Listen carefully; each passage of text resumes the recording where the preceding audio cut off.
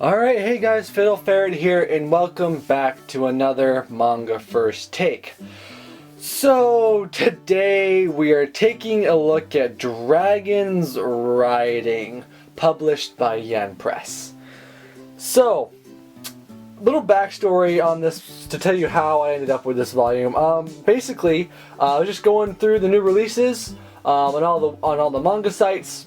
Saw this and I thought the cover looks pretty. It looks pretty badass, right? I mean, dragons riding. And it's got a pretty badass looking girl in the front. I was like, that sounds pretty cool, and I think I'm gonna get it and see how it is. However, I neglected to ever actually read the description for this series, so I'll go ahead and do that for you now. Rintaro's got a problem. Sexual arousal can be deadly for him. This is terribly inconvenient when he's admitted to a former girls' academy where 99% of the student body is female, and whose school supremacy is a vicious power struggle centered around three powerful girls, the dragons. So, with that little tidbit of information, let's go ahead and talk about Dragons Riding. So, this is probably exactly how you would imagine it to be. There's not much redeeming I really had in this series. I guess it kept my attention enough to finish reading it, but I really wasn't all that interested at all at any point. In the first page, you just have massive boobs, ice cream. This, like, he's, I don't know, how old is he? So age 6. So I want you to keep this in mind. He's turning age 6 at his birthday party, and he sees her boobs covered in ice cream, and oh, he clutches his chest, and oh, he's having a problem. But so we find out that young Rintaro has commonly known as Hentai syndrome. So what is Hentai syndrome? Oh, I'm glad you asked. Sexual arousal basically just means he dies. His heart can't take it. When blood rushes downstairs, his heart can't take it and basically just will explode. So I want you to, let's revert back to what I said earlier. He's 6 years old. I'm not gonna lie to you, I don't really remember much when I was 6, but I don't think I really remember being all that interested in boobs at age 6 either. So, and then this also just talking about the fact that hentai syndrome, really, that seemed a bit stupid in my opinion. I guess it's not the stupidest thing in the world I've heard, and they actually, you know, it was pretty dumb. I just kind of in the first 3 pages, I was just already almost done with, I was just like rolling my eyes kind of deal.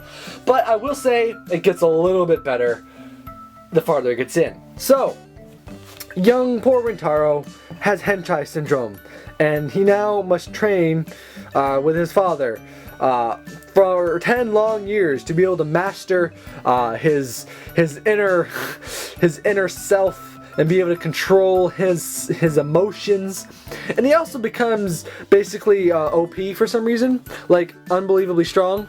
And the other thing that that is never really mentioned in this series is that it seems to be set in a normal world, but they're just these people that have these unbelievably powerful abilities that has so far not been explained in the slightest, which was kind of odd, I'm not gonna lie.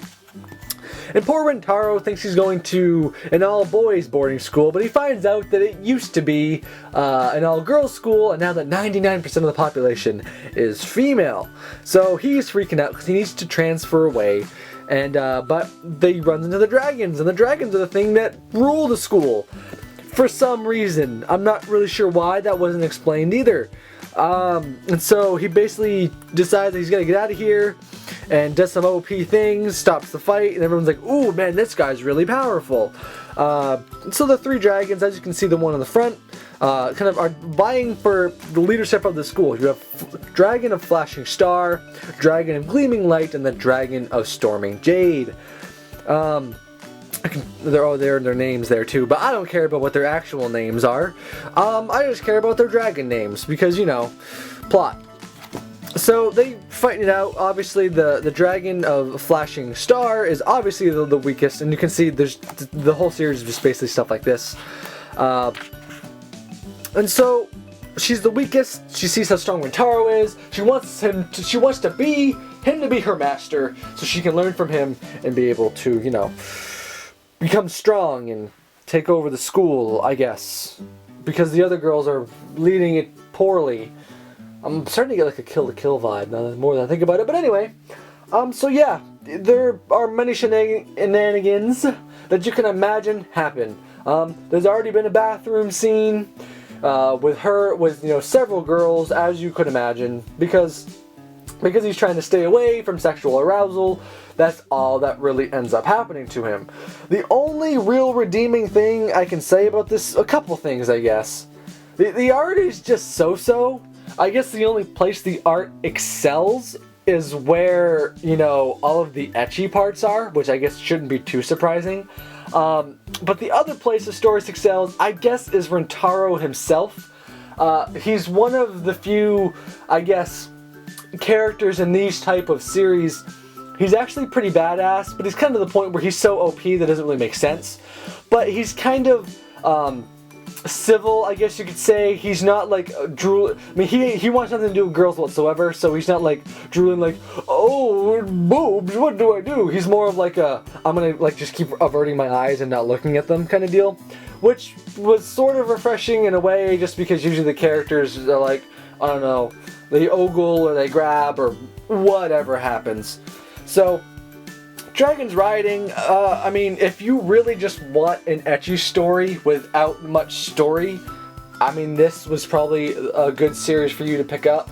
I have some ecchi series, I've read some, but the problem is I didn't find the humor very funny in this, and, like, it's not like it's really trying to be humorful, but the problem is that the story should have humor in it.